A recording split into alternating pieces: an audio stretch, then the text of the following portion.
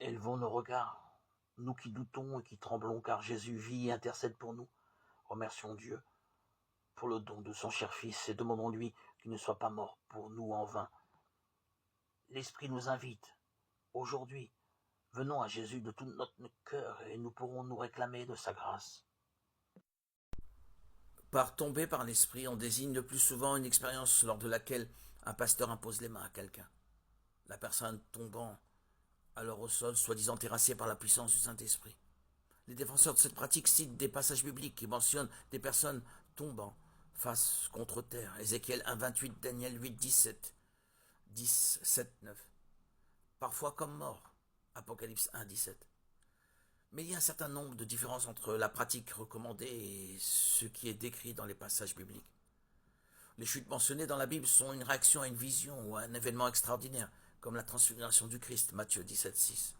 Alors que dans le cadre de cette pratique moderne, la personne réagit au contact physique ou au mouvement du bras de l'orateur. Ces exemples bibliques sont peu nombreux et rares, et ils ne se produisent qu'exceptionnellement et ne touchent que très peu de gens. Avec la pratique moderne, au contraire, de nombreux individus tombent de manière répétée.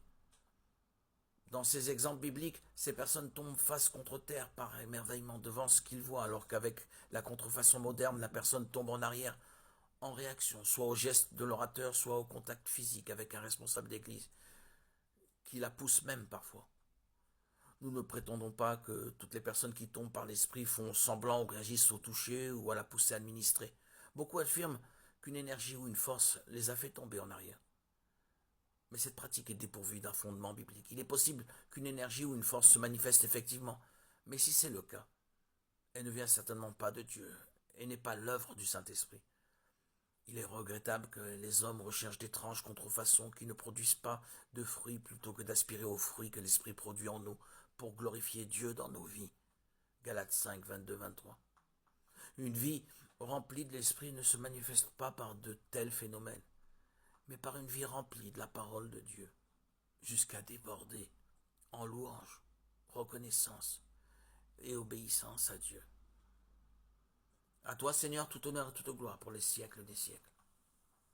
Gloire à Dieu au plus haut des cieux, et paix sur la terre aux hommes qu'il aime. L'image de cette reine, entreprenant un long voyage depuis son vaste royaume, qui s'étendait du Yémen au nord de l'Éthiopie et à l'Érythrée, ce que la tradition nomme l'Arabie heureuse, pour connaître la sagesse à travers celle du roi Salomon a ému les générations. Et pourtant, la Bible ne dit rien des questions qu'elle a posées au fils de David, ni des réponses qu'elle a obtenues. Faut-il en conclure que les rédacteurs des livres bibliques se sont contentés d'attester par cette visite de l'universalité de la sagesse du roi demandée à Dieu? Donne à ton serviteur un cœur attentif pour qu'il sache gouverner ton peuple et discerner le bien et le mal. 1 Roi 3,9.